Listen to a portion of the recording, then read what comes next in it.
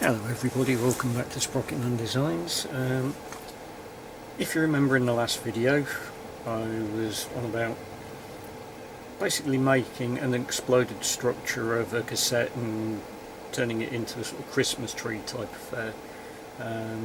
After much messing about and no small amount of swearing, I've got to be honest, I've managed to lose the part I fought like hell to get. Where have I put that? Ah, there it is. Yeah. So there we have a free hub body which a cassette would normally slide onto, and then the top two sprockets literally just sit on, and it's all held in with a lock ring. My plan, such as it stands, is to use all of that and turn this section into a base. Then with the sprockets on it, if all goes according to plan, and we all know what happens next, the tray structure will sit up off that. I will now place that over there where I can find it again. I ordered some metal tubing, and it has got a 2mm internal diameter. Since that point, however, I've measured the threaded part of a spoke and discovered it's about 2.3mm, so it's a bit of a tight fit, and I've got to decide whether I'm going to trim down all the individual pieces that I'm going to need to separate the sprockets and then drill them out, or separate all the pieces and then, using brute force and ignorance, just wind them onto the spoke until they slide down on the slightly narrower section. That is a job for later on. The way I'm going to film this today, as you can see, I've got a sprocket clamped down ready to polish up. This is what they look like before I begin. It's possibly at this stage 1 part steel, 1 part anodizing and 2 part oil on each side. So I'm going to, well, when I say oil, dirty old oil, and I have a sneaking suspicion it's going to become quite fragrant as it heats up, as it gets ground off, but we'll find out as we go along. So I'll show you what it looks like now, and you'll see it change, and then I'll probably stop filming while I sort the rest out and start again when we move on to the next bit. Let us see how it goes. So here we go.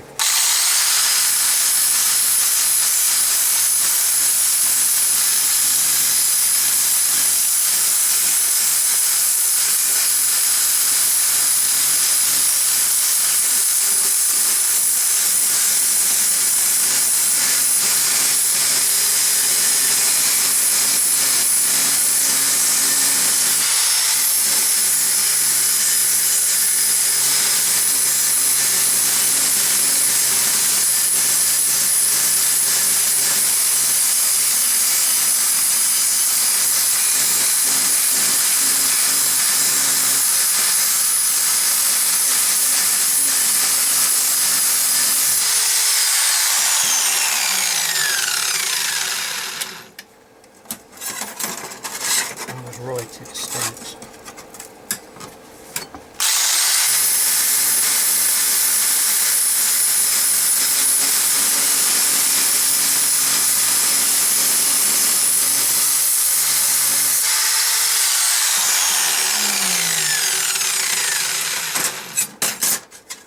So that's side 1 complete. Let's just knock out side 2.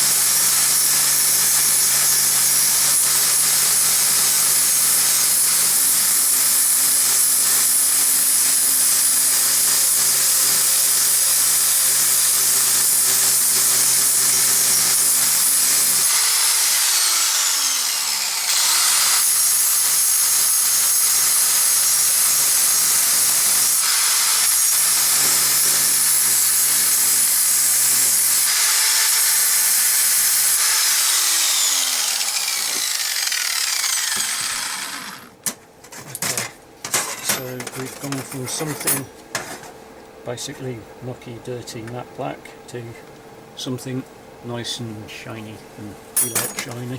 Okay, so as opposed to forcing you to watch at least another 20-25 minutes of me doing exactly the same thing, I'll come back when I've done the last one. See you in a minute. Okay, so I'm just doing the last bit of modification to the free hub body so it will stand. In order to do that, I need to just flatten it off a little bit.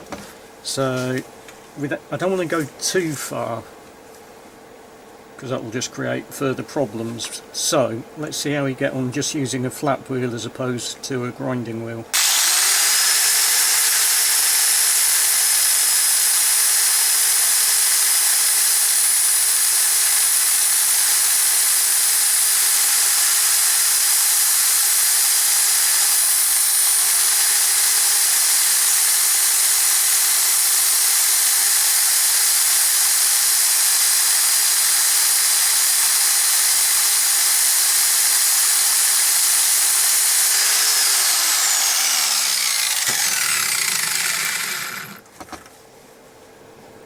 And even though I'm wearing gloves, there is no way on this shiny blue and green marble I am going to touch that. So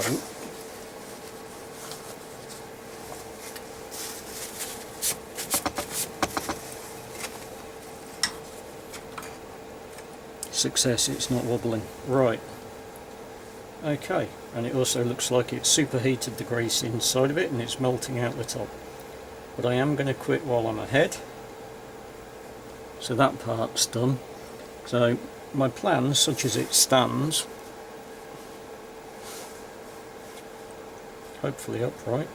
Where was I going with that? Oh yeah. So the next part of my plan is I am going to weld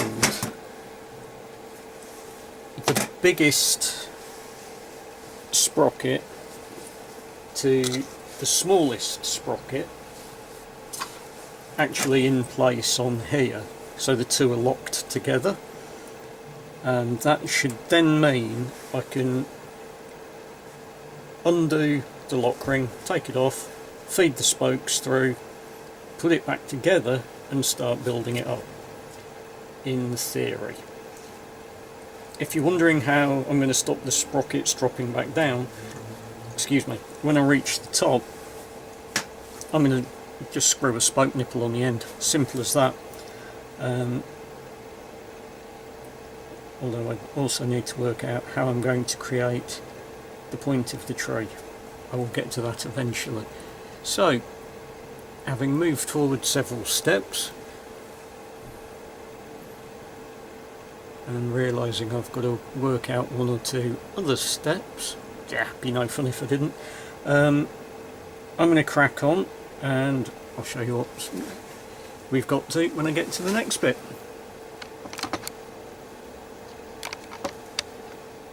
Okay, so reached the point in the construction of the base of the Christmas tree where what's effectively the bottom tier or branch, if you want to, is ready to be welded to the smallest sprocket, so that can then be removed with the aid of the lock ring. So everything's set up, held in place. Yes, I am crossing my fingers. So let's give it a bit of a zap with the MIG. I say that, I need the mask. How you can lose something this big is very slightly beyond me. Then again, I am capable of some of the dumbest things you'll ever witness. So, let's pop a weld in and see how this goes. And that sprocket's got an arrow in it, so it must mean it wants it there.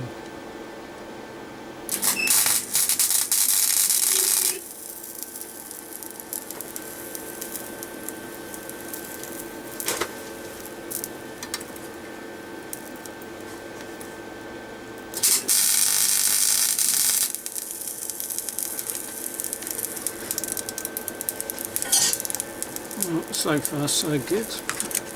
Let's see what happens. That's looking entirely positive. So what I'm now going to do is just cheat, flip it over in the vise, bang a couple of extra welds on so I can be happy.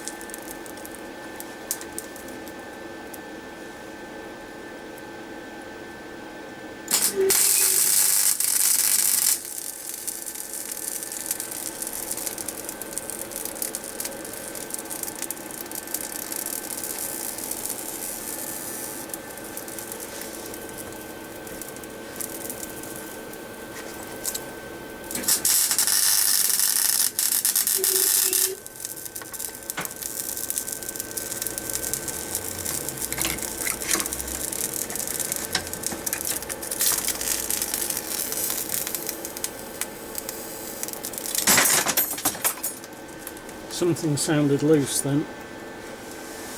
Oh yeah, that's where it looks being dropped from the grate, right? Yeah, it's sprung loose. Right, thanks to my incredible idiocy there. Back to the beginning, try again. But to save you the boredom, I'll show you how it turns out. Okay, so there it is, welded, and far more solid than it was on the initial weld. The next stage is going to be feeding the spokes, cleaning that up again obviously because it's a bit yuck. But before I fit the individual tiers, I'm going to take a blowtorch, heat the metal up and make them go all funky colours. I've also made these spacers and they will sit on the spokes that form the centre to create an even spacing between each sprocket. I have been measuring them. If all goes according to plan, they're all between 24.5 and 25mm long, so they should work out nice and even. The only spacers that I've got left to do are the ones that will sit on top of this, because these sit that little bit closer. So now I've got this trimmed down, I'll measure the depth, work out how much to take off 25mm, cut 3 spacers to suit, bore them out slightly because the bore is too small for the spokes, and then I'll show you roughly what it looks like when it's been assembled and ready to go off for a lacquer coating from the gentleman at Spray Quit. So that's the next stage. So I think what I will do, I will leave that for a whole other video so you get to see it being done. So I'll say thank you very much for watching. Please like and subscribe, and if you've got any comments, suggestions, please leave them in the comments below and I will read them. Thanks very much, take care. Okay, so here's a quick mock-up of how I mostly want it to look. So the larger base sprocket is there on the freehub body that you can just about see in the image there. I wonder if I can, don't hold your breath, yep, there you go. So there's the freehub body. I'll weld that sprocket to the smaller one that's working with the lock ring to hold it all in place. I've then got to work out the depth of a spacer to fit between there and the next sprocket. After that they're all about 25mm, so I've got to cut 15 25mm tubes, lengths of tube, to create the spacers, get all those on. Then when it gets to this last one I need to just create the top of the tree. So to do that I'm going to use some slightly smaller sprockets and weld 3 of them in to create the point. And I'm waving my hands around up here and you can't see me, I do apologise. So 3 sprockets will go on kind of in between where the spoke heads are there. There will be spoke nipples on there to lock it all together. and I'm wondering whether I would be better off getting all of that assembled first, then working out a way to clamp the sprockets on the top to then weld them. This is getting harder every time I look at it. Maybe I should keep my eyes shut and just hope for the best. And then I've just got to work out what colour to do it. I think what I will do before I do the final assembly is heat up all the sprockets so they go all sorts of weird and wonderful colours under a blowtorch rather. Blowgun, stupid boy. Yeah, because then that way each one will be different to the one next to it, and then be really nice to the guys at Spray Quick and see if they'll clear coat the whole thing for me. The other thing I could do while I'm heating it up is heat up the free hub body and hopefully melt out any remaining oil and grease. I've also got to convince my good lady to let me buy a new blowtorch because mine's had it. Anyway, that's a question for a different day. But you can now see roughly what is going on inside my mind. Thank God I'm getting it out of there. There's room for other thoughts now. So yeah, that's where we've got to for today. Thanks for watching. I hope it's starting to make sense to you, and if it is, can you message me and tell me what it is I'm doing wrong, or how to make it easier. Until that time, as I say, thank you for watching. If you're new to the channel, please feel free to like and subscribe. All comments are welcome, and I will try and reply to them when I see them. Thanks very much. Bye.